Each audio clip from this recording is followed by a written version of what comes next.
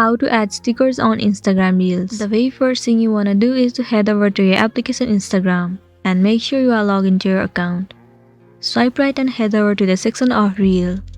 Tap on Start New Draft. Now you can record the video or select the video from your gallery. Let me select one of the video from my gallery. Tap on this icon at the bottom left corner.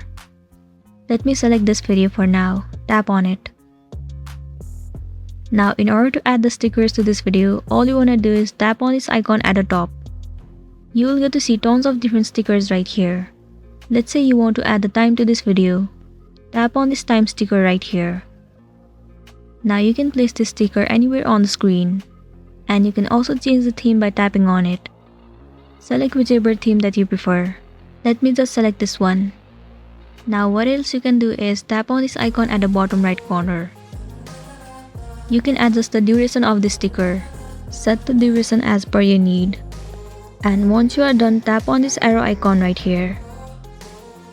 There you go, the sticker has been added to your reel video. Now you can simply post the video and you'll be good to go.